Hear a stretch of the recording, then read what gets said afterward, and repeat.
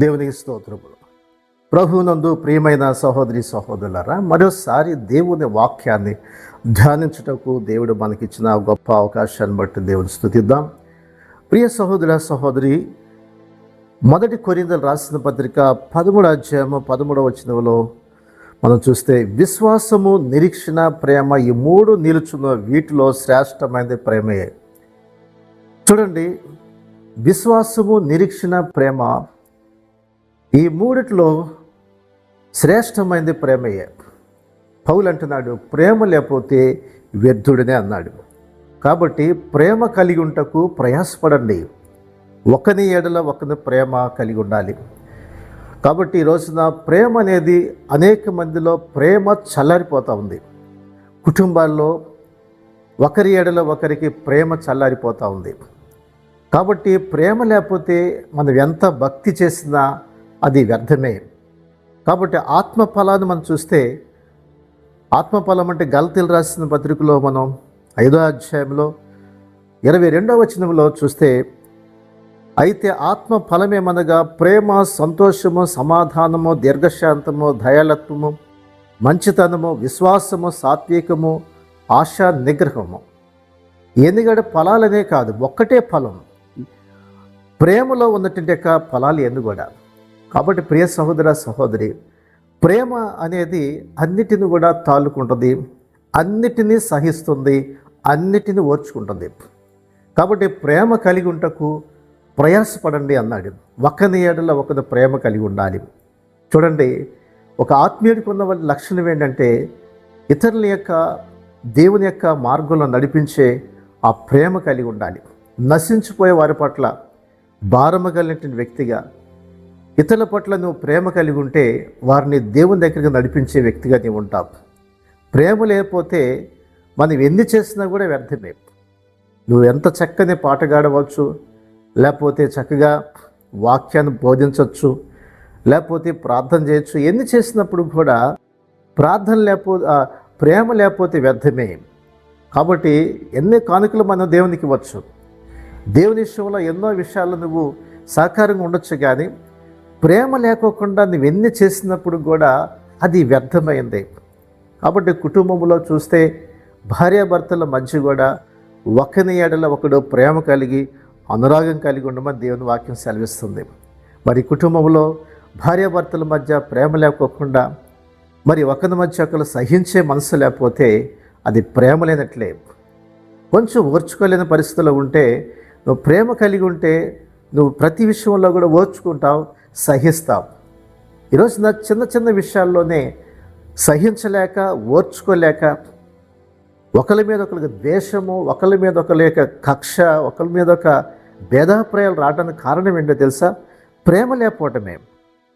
ప్రేమించేవాడు సహిస్తాడు, ప్రేమించేవాడు ఓర్చుకుంటాడు, ప్రేమించేవాడు ఎప్పుడు కూడా తన మనసులో ఎప్పుడు కూడా అపకారాన్ని కూడా ఎప్పుడు కూడా మనసులో ఉంచుకోడు. కాబట్టి ఈ రోజున నీ కుటుంబంలో కానీ, నీ సహోదరుల మధ్య కానీ జరిగిన వాటిని మాటికి ఎత్తు చూపిస్తున్నావంటే నువ్వు మిత్రభేదం చూపిస్తున్నావు. అనగా ప్రేమ నీలో లేకపోతే జరిగిన వాటిని ప్రతిసారి కూడా నువ్వు గుర్తు చేసుకుంటావు. దేవుడు ఎంత గొప్పవాడంటే, ఆయన ప్రేమ గలటింటి వాడు. ఆయన మనకు క్షమించాడంటే తూర్పుకి పడమర ఎంత దూరమో మన పాపములు అంత దూరపరిచాడంట ఆయన. దేవుడు మరెన్నడూ కూడా ఆయన జ్ఞాపకం చేసుకోడు. కాబట్టి దేవుని ప్రేమ ఎంత గొప్పదో చూడండి. మరలా ఆయన జ్ఞాపకం చేసుకోడు. మరి నువ్వు మరలా నువ్వు జ్ఞాపకం చేసుకుంటున్నావా? మరలా గుర్తు చేసుకుంటున్నావా? పలానప్పుడు నువ్వు ఇలా అన్నావు, పలానప్పుడు నువ్వు ఇలా చేసావు అని ఎత్తుపోటి మాటలు మాట్లాడుతూ నువ్వు జరిగిన సంగతి మాటికి మరి ఎత్తుతున్నావంటే అర్థం ఏంటంటే, నువ్వు ప్రేమ లేనటువంటి వ్యక్తివి. ప్రేమ లేకపోతే మనం ఎన్ని చేసినా కూడా వ్యర్థమే. కాబట్టి ప్రేమ కలిగి ఉండుటకు ప్రయాసపడమన్నాడు. కాబట్టి సఖ్యమైతే అందరితో సమాధానంగా ఉండాలి. ప్రేమ కలిగి ఉంటే నువ్వు అందరితో కూడా సమాధానం కలిగి ఉంటావు, అందరితో నువ్వు సఖ్యత కలిగి ఉంటావు. లేదా మందిరంలోకి వస్తే ఫలాని వ్యక్తితో నేను మాట్లాడను, పదాలు ఉంటే నేను ఈ పరిచయంలో ఉండను, పదాలు ఉంటే నేను కూడా ప్రార్థన చేయను. చాలామంది కొంతమంది యొక్క మనస్తత్వాలు కనిపిస్తూ ఉంటాయి. కారణం ఏంటంటే వారిలో ఏం లేదు, ప్రేమ లేదు. ప్రియ సహోదరుడా సహోదరి, ఒకరి ఏడల ఒకరిని ప్రేమ కలిగి ఉండాలి. ఒకరి ఏడల ఒకడు ఆదరించేవాడిగా ఉండాలి. అందుకే ప్రేమలో ఏమనంట, మరి సంతోషం ఉంటుంది, సమాధానం ఉంటుంది, దీర్ఘశాంతం ఉంటుంది, దయాలత్వం ఉంటుంది, మంచితనం ఉంటుంది, విశ్వాసం ఉంటుంది, సాత్వికం ఉంటుంది, ఆశానిగ్రహం ఉంది. ప్రేమలోనే ఉంటాయి అన్నీ కూడా. మరి ఈ యొక్క ప్రేమలోని ఎన్ని కూడా ఇమిడి ఉంటాయి ప్రియులరా. కాబట్టి అందుకనే ప్రేమ కలిగి ఉంటకు ప్రయాసపడమంటున్నాడు. కాబట్టి శ్రేష్టమైనది విశ్వాసము, నిరీక్షణ, ప్రేమ. ఈ మూడిట్లో శ్రేష్టమైనది ప్రేమే. దేవుని యొక్క ప్రేమ ఎంతో గొప్పదో చూడండి. కాబట్టి మనం ప్రేమ కలిగి ఉందాం, ఒకరి ఏడలో ఒకరు ప్రేమ కలిగి ఉందాం, ఒకరినొకరు ఓర్చుకుందాం, సహిద్దాం, సాత్వికం కలిగి ఉందాం. అలాగే సంతోషంగా ఉంటాం. ప్రేమ కలిగి ఉన్నప్పుడు ఆదరించే వ్యక్తిగా ఉంటావు, నలుగురిని దేవుని మార్గంలో నడిపించే వారికి ఉంటావు. దేవుడు అట్టి కృప దేవుడు మనకిచ్చినట్లుగా ప్రార్థన చేసుకుందాం.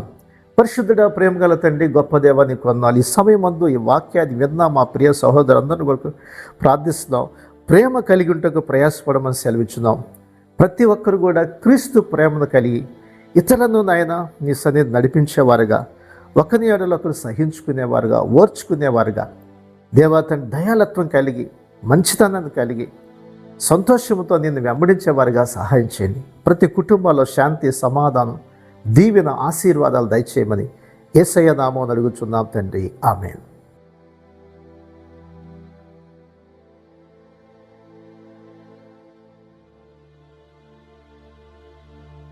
ఈ శ్రేష్టమైన సందేశం మీకు దీవెనకరంగా ఉంటే 10 మందికి షేర్ చేయండి, లైక్ చేయండి, మంచి కామెంట్ పెట్టండి.